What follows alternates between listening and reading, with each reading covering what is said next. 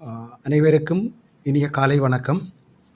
கடந்த 4ஆம் திகதி இந்தோனேசியாவிற்கு மேற்காக வங்காள விரிகுடாவில் இலங்கைக்கு தென்கிழக்காக உருவாகிய காற்று சுழற்சி கடந்த 4ஆம் திகதியிலிருந்து 6ஆம் திகதி வரையான நேற்று காலை வரையான காலப்பகுதிகளில் ஒரு காற்று சுழற்சியாக காணப்பட்டு அதன் பின்னர் ஒரு காற்றழுத்த தாழ்வு நிலையாக மாற்றம் பெற்று தற்பொழுது நன்கு அமைந்த ஒரு காற்றழுத்த தாழ்வு நிலையாக இலங்கைக்கு தென்கிழக்காக குறிப்பாக பொத்துவிலிருந்து 580 கிலோமீட்டர் தொலைவில் அதனுடைய மையம் தற்பொழுது காணப்படுகின்றது. இது தொடர்ச்சியாக மேற்கு வடமேற்கு திசை நோக்கி நகர்ந்து எதிர்வரும் 8ஆம் திகதி அளவில் இலங்கையினுடைய கிழக்கு மாகாணத்திற்கு அண்மைத்து அதிலிருந்து மீளவும் வடக்கு நோக்கி நகர்ந்து வடக்கு மாகாணத்தினூடாக மன்னார் வளைகுடாவுக்கு அல்லது இந்தியாவினுடைய டெல்டா மாவட்டங்கள் என்று அழைக்கப்படுகின்ற மாவட்டங்களுக்கு செல்லும் என எதிர்பார்க்கப்படுகின்றது.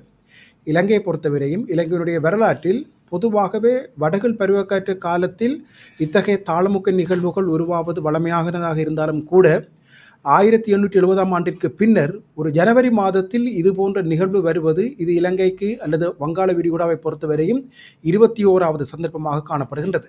கடைசியாக 2021ஆம் ஆண்டு இது போன்ற ஒரு நிகழ்வு வங்காள விரிகுடாவில் தோற்றம் பெற்றாலும் கூட அது இலங்கைக்கு எந்த விதமான பாதிப்பினையும் ஏற்படுத்தாமல் இந்தியாவினுடைய தமிழ்நாட்டின் குறிப்பாக தென் தமிழ்நாட்டிற்கு பாதிப்பை ஏற்படுத்தி இருந்தது. இந்த தற்போது உருவாகி இருக்கின்ற இந்த காற்றழுத்த தாழ்வு நிலையை பொறுத்தவரையும் இலங்கை கரையை அண்மிக்கின்ற பொழுது ஒரு காற்றழுத்த தாழ்வு மண்டலமாக வலுப்பெற்று இலங்கையினுடைய கிழக்கு கரையோரமாக நகர்ந்து வடக்கு மாகாணத்தை அண்மித்து வடக்கு மாகாணத்தினூடாக மன்னார் வளைகுடாவிற்கு செல்லும் என எதிர்பார்க்கப்படுகின்றது.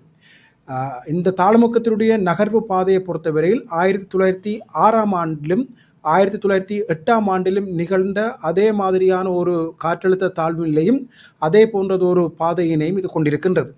இன்று வரையான நிலைமையை பொறுத்தவரையில் அதாவது இன்று காலை 10 மணி வரையான நிலைமையை பொறுத்தவரையில் இலங்கையினுடைய வடக்கு கிழக்கு வடமத்திய ஊவா மற்றும் மத்திய மாகாணங்கள் மிக மிக கனமழையை பெறும் என எதிர்பார்க்கப்படுகின்றது. திரட்டிய மழை வீழ்ச்சியாக வடக்கு மாகாணத்தை பொறுத்தவரையில் 500 மில்லிமீட்டருக்கு மேற்பட்ட மழை வீழ்ச்சியும் கிழக்கு மாகாணத்தை பொறுத்த வரைக்கும் 500 மில்லிமீட்டருக்குமான மழை வீழ்ச்சி கணிப்பிடப்பட்டிருந்தாலும் கூட ஏனைய பகுதிகளோடு ஒப்பிடுகின்ற பொழுது மட்டக்களப்பு திருகோணமலை முல்லைத்தீவு யாழ்ப்பாணம் மிகப்பெரிய அளவிலான மழையை பெறும் எதிர்பார்க்கப்படுகின்றது. குறிப்பாக யாழ்ப்பாண மாவட்டத்தை பொறுத்தவரையில் எதிர்வரும் 9ஆம் மற்றும் 10ஆம் திகதிகள் மிகவும் முக்கியத்துவம் வாய்ந்தவை. கிழக்கு மாகாணத்தை பொறுத்தவரையில் எதிர்வரும் 8, 9, 10ஆம் திகதிகள் முக்கியத்துவம் வாய்ந்தவையாக காணப்பட்டாலும் கூட முல்லைத்தீவிற்கும் 8, 9, 10ஆம் திகதிகள் முக்கியத்துவம் வாய்ந்தவையாக காணப்படுகின்றன. யாழ்ப்பாணத்தை பொறுத்தவரையும் அதனுடைய நகர்வின் அடிப்படையில் 9 மற்றும் 10ஆம் திகதிகள் மிக முக்கியத்துவம் வாய்ந்த நாட்களாக காணப்படுகின்றன. இன்றிலிருந்து எதிர்வரும் 12ஆம் தேதி வரைக்கும் கிட்டத்தட்ட வடக்கு மாகாணம் திரட்டிய மழை வீழ்ச்சியாக 650 மில்லிமீட்டருக்கு மேற்பட்ட மழை வீழ்ச்சியை பெறும் என எதிர்பார்க்கப்படுகின்றது. கிழக்கு மாகாணமும் 550 மில்லிமீட்டருக்கு மேற்பட்ட மழை வீழ்ச்சியை பெறும் என எதிர்பார்க்கப்படுகின்றது. ஏற்கனவே கடந்த 2025ஆம் ஆண்டு நவம்பர் மாதம் 26, 27, 28, 29ஆம் தேதிகளில் நிகழ்ந்த டிட்வா புயலின் காரணமாக இலங்கையினுடைய பல பகுதிகளிலும் பாதிப்பினை ஏற்படுத்தி இருந்தன. இருந்தாலும் கூட அந்த காலப்பகுதிகளில் ஒப்பீட்டு ரீதியில் வடக்கு மற்றும் கிழக்கு மாகாணங்களினுடைய பாதிப்புகள் குறைவாக இருந்த நிலைமையில் தற்பொழுது உருவாகி இருக்கின்ற இந்த தாழ்வு நிலையை பொறுத்தவரையில் கிழக்கு மாகாணத்தை அண்மிக்கின்ற பொழுது ஒரு ஆழ்ந்த காற்றழுத்த தாழ்வு மண்டலமாக கிட்டத்தட்ட ஒரு புயலுக்கு முன்னால நிலைமை இருந்தாலும் கூட புயல் பற்றிய ஒரு மிகச்சரியான தெளிவான எதிர்வு கூறலை நாளை அதாவது 8ஆம் தேதி இரவுக்கு பின்னரே அது புயலாக உருவாகுமா இல்லையா என்பதையும் குறிப்பிட முடியும். ஆனாலும் கூட இந்த தாளமுக்க நிலைமைகளை பொறுத்தவரையில் பொதுவாக நாங்கள் பல்வேறு வகைகளாக பிரிப்பதுண்டு. உதாரணமாக ஒரு காற்று சுழற்சி ஆரம்பத்தில் ஒரு வளிமண்டல மேலடுக்கு சுழற்சியாக இருந்து அதற்கு பின்னர் காற்று சுழற்சியாக மாறி அதற்கு பின்னர் ஒரு தாழ்வு நிலையாக மாற்றம் பெற்று அதன் பின்னர் காற்றழுத்த தாழ்வு நிலையாக மாற்றம் பெற்று அதற்கு பின்னர் ஒரு நன்கு அமைந்த காற்றழுத்த தாழ்வு நிலையாக மாற்றம் பெற்று அதன் பின்னர் தாழ்வு மண்டலமாக மாற்றம் பெற்று அந்த தாழ்வு மண்டலம் ஒரு ஆழ்ந்த காற்றழுத்த தாழ்வு மண்டலமாக மாற்றம் பெற்று அதன் பின்னரே அடுத்த கட்டத்தில் அது புயலாக மாற்றம் பெறுவதுண்டு. ஆகவே இந்த தற்பொழுது இருக்கின்ற இந்த காற்றழுத்த தாழ்வு நிலையை பொறுத்தவரையும் புயலுக்கு முன் இருக்கின்ற நிலைமை அதாவது ஆழ்ந்த காற்றழுத்த தாழ்வு மண்டலம் என்ற நிலையில் எதிர்வரும் 8ஆம் தேதி அளவில் அதாவது நாளை கிழக்கு மாகாணத்தினுடைய கரையோரத்தை அண்மித்து அதன் பின்னர் வடக்கு நோக்கி நகரும் என எதிர்பார்க்கப்படுகின்றது.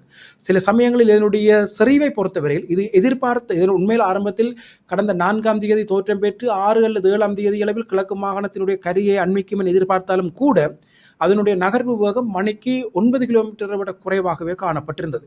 இந்த காற்றழுத்த தாழ்வு நிலை நாங்கள் எதிர்கூறுகின்றபடி அல்லது கணித்த மாதிரி 8ஆம் தேதி கிழக்கு மாகாணத்தினுடைய கரையோரத்தை அண்மித்தால் பலத்த வேகமான காற்றோடு நான் ஏற்கனவே குறிப்பிட்ட மழை வீழ்ச்சியும் கிடைப்பதற்கு வாய்ப்புகள் உண்டு. ஆனால் சில சமயங்களில் அதற்கு தேவையான மறைவெப்ப சக்தியின் கிடைப்பனவு குறைவாக இருந்து அந்த தாழ்முகம் இன்னும் ஒரு நாள் தாமதித்தால் காற்றினுடைய அளவு குறைந்தாலும் கூட மழை வீழ்ச்சி நான் ஏற்கனவே குறிப்பிட்டதை விடவும் மிக கூடுதலாக அமைய வாய்ப்பு இருக்கின்றது. நான் ஏற்கனவே குறிப்பிட்டது போல டிட்வா புயலினால் ஒப்பீட்டு ரீதியில் வடக்கு மற்றும் கிழக்கு மாகாணங்களுக்கு பாதிப்பு குறைவாக இருந்தது. ஆனால் இது டிட்வா புயலோடு ஒப்பிடுகின்ற பொழுது முற்றிலும் வேறான ஒன்றாக காணப்படுகின்றது. ஏனென்றால் டிட்வா புயல் இலங்கையினுடைய தென்பகுதியினூடாக நிலப்பகுதியூடாக வருகின்ற பொழுது போதுமான அளவு மழை வீழ்ச்சி தந்ததை தவிர காற்றினுடைய வேகம் ஓரளவுக்கு குறைவாக இருந்தது. ஆனால் இது கடற்பகுதியினூடாக நகரும் என்பதனால் மழை வீழ்ச்சி டிட்வா புயலை விட குறைவாக இருந்தாலும் கூட காற்றினுடைய வேகம் டிட்வா புயலை விட கூடுதலாக இருக்கும். தற்போதைய நிலைமையின்படி கரையோர பகுதியில் காற்றின் வேகம் மணிக்கு 60 கிலோமீட்டரை விட கூடுதலாக வீசும் என்று எதிர்பார்க்கப்படுகின்றது. வடக்கு மற்றும் கிழக்கு மாகாணங்கள் மற்றும் ஊவா மாகாணத்தினுடைய உள்நில பகுதிகளை பொறுத்தவரையும் காற்றினுடைய வேகம் மணிக்கு 45 தொடக்கம் 55 கிலோமீட்டர் வேகத்தில் வீசும் என எதிர்பார்க்கப்படுகின்றது. அத்தோடு இந்த இடத்தில் நான் இன்னொரு விடயத்தையும் குறிப்பிட வேண்டும். இந்த நகர்வு பாதை கிழக்கு மாகாணத்திலிருந்து கடற்கரையோரமாக வடக்கு மாகாணத்தை நோக்கி நகர்வதனால் சில இடங்களில் ஸ்ட்ரோம் சார்ஜ் என்று சொல்லப்படுகின்ற கடல் நீர் குடியிருப்புகளுக்குள் உள்வருகின்ற நிலைமை காணப்படும். நான் நினைக்கிறேன் டிட்வா புயலை பொறுத்தவரைக்கும் இந்த தாக்கம் மிக குறைவாக காணப்பட்டிருந்தது. ஆனால் தற்பொழுது உருவாகி இருக்கின்ற காற்றழுத்த தாழ்வு நிலை தாழ்வு மண்டலமாக வலுப்பெற்று நகர்கின்ற பொழுது கடல் மட்டம் மிக உயர்வாக காணப்படுகின்ற அதே வேளை கடல் நீர் குடியிருப்புகளுக்குள் உட்புகின்ற நிலைமை காணப்படுகின்றது.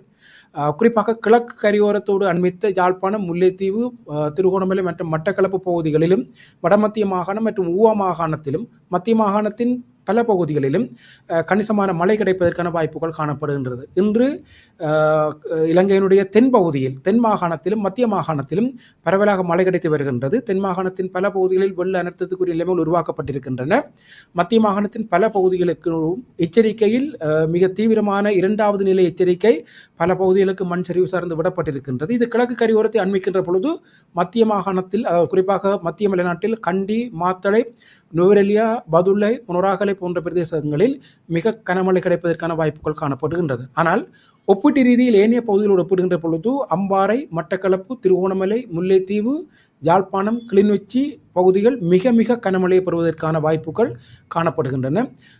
இன்று பின்னேரத்திலிருந்து கிழக்கு தென்கிழக்கு வடபகுதி கடல் பகுதியில் கொந்தளிப்பான நிலைமையில் காணப்படும் என்பதனால் மீனவர்கள் கடலுக்கு செல்வதை தவிர்ப்பது சிறந்தது. அதேவேளை வேறு தேவைகளுக்காக அவசர தேவைகளை தவிர்த்த வேறு தேவைகளுக்காக இந்த நாட்களில் மத்திய மலைநாட்டுக்கான பயணங்கள் அல்லது நீண்ட தூர பயணங்களை மேற்கொள்பவர்கள் மிகவும் அவதானமாக இருப்பது சிறப்பானதாகும். அத்தோடு இந்த வடக்கு மற்றும் கிழக்கு மாகாணங்களுடைய நீர்த்தேக்கங்களை பொறுத்தவரையில் கணிசமான நீர்த்தேக்கங்களுடைய முழு கொள்ளளவு அல்லது சற்று குறைந்த நிலையில் காணப்படுகின்றது. மிக கனமழை கிடைக்கும் என்பதனாலும் திடீரென அதிகளவான வெள்ள நீரை அல்லது மேலதிக நீரை குளங்களினூடாக திறந்து விடுவதனூடாகவும் தாழ்நில பகுதிகளில் பாதிக்கப்படும் என்பதனால் முன்கூட்டியே இந்த நீர்த்தேக்கங்களின் முகாமையாளர்கள் மக்களுக்கு போதுமான அளவுக்கு அறிவுறுத்தல்களை வழங்கி இந்த நீர்த்தேக்கங்களுடைய மேலதிக நீரை வெளியேற்றுவது அவர்களுக்கு ஏற்படக்கூடிய பாதிப்புகளை குறைக்கக்கூடியதாக இருக்கும்.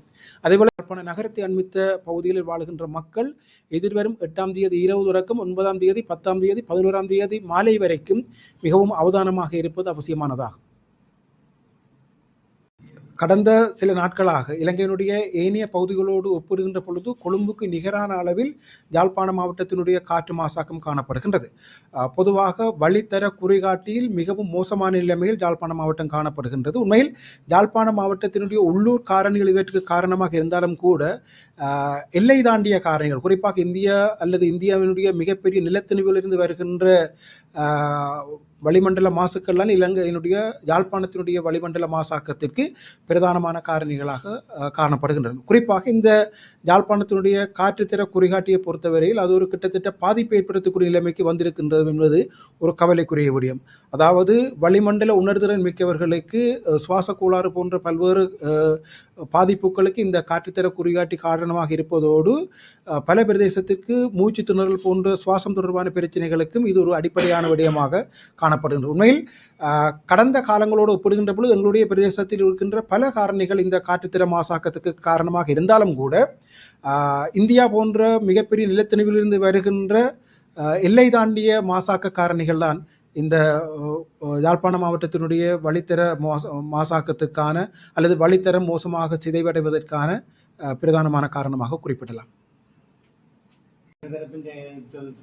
அதிகாரிகளோ அதை ஒரு பேசுபொருளாக எடுக்காதன் காரணமாகத்தான் மிகப்பெரிய அழிவு ஏற்பட்டதுன்னு சொல்லப்படுகிறது.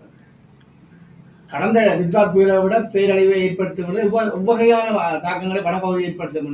உண்மையில் கடந்த டிட்வா புயலை ஒப்பிடுகின்ற பொழுது டிட்வா புயலினுடைய மிகப்பெரிய பாதிப்புகள் மத்திய மலைநாடு சார்ந்து நிலச்சரிவுகளோடு இணைந்ததாக காணப்பட்டிருந்தது. ஆனால் இந்த உருவாகி இருக்கின்ற காற்றழுத்த தாழ்வுநிலையை பொறுத்தவரையில் மிக கனமழை கிடைக்கும். ஏற்கனவே கனமழை கிடைத்து எங்களுடைய பிரதேசங்களுடைய நிலப்பரப்புகள் கிட்டத்தட்ட நிரம்பிய நிலையில் காணப்படுகின்றது. குளங்களினுடைய கடுமையான குளங்களுடைய நீர்மட்டமும் ஓரளவுக்கு உயர்வான நிலைமையில் காணப்படுகின்றது. ஆனால் டிட்வா புயலோடு ஒப்பிடுகின்ற போது வடக்கு மற்றும் கிழக்கு மாநிலத்தை பொறுத்தவரை இது சற்று வேகமான காற்று வீசிகையோடு தொடர்புடைய மழையாக இருக்கும் என்பதனால் கனமழை கிடைக்கின்ற சந்தர்ப்பம் உண்மை டிட்வா புயலோடு ஒப்பிடுகின்ற காலப்பகுதிகளில் மிக இயல்பாக கடல் நீர் ஓரளவுக்கு வெள்ள நீர் கடலுக்கு செல்ல முடிந்தது. ஆனால் இது ஒரு ஆழ்ந்த காற்றழுத்த தாழ்வு மண்டலத்தின் நிலையோடு தொடர்புடைய நிகழ்வு என்பதனால் மிக வேகமான காற்று வீசி எதிர்பார்க்கப்படுகின்றது.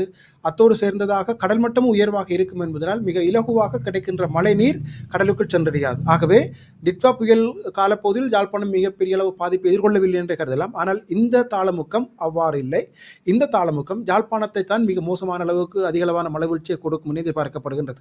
ஆனால் இன்னொரு கவலையான விடயம் என்னென்றால் விவசாயிகளை பொறுத்தவரையும் ஒரு மிகப்பெரிய பாதிப்புக்கான வாய்ப்புகள் காணப்படுகின்றது. அதாவது செப்டம்பர் மாதத்தின் நடுப்பகுதியிலிருந்து அக்டோபர் மாதத்தின் நடுப்பகுதி வரைக்கும் விதைப்பு செயற்பாட்டை மேற்கொண்டவர்களுடைய பெருமளவான வயல் நிலங்கள் அறுவடைக்கு கிட்டத்தட்ட தயாரான நிலைமையில் காணப்படுகின்ற பொழுது கிடைக்க இருக்கின்ற மிக கனமழை அல்லது காற்று வீசுகை அவர்களுடைய நெற்செய்கையை மிக மோசமாக பாதிக்கும். ஆகவே நீங்கள் கேட்டது போன்று டிட்வா புயலோடு ஒப்பிடுகின்ற பொழுது டிட்வா புயல் காலத்தின் பொழுது யாழ்ப்பாணம் மாவட்டம் பெருமளவுக்கு பாதிக்கவில்லை. ஆனால் இந்த தாளமுகத்தை பொறுத்தவரையும் ஏனைய பகுதிகளோடு ஒப்பிடும் பொழுது யாழ்ப்பாண மாவட்டம்தான் மிக கூடுதலான மழை வீழ்ச்சியை பெறும் என எதிர்பார்க்கப்படுகின்றது.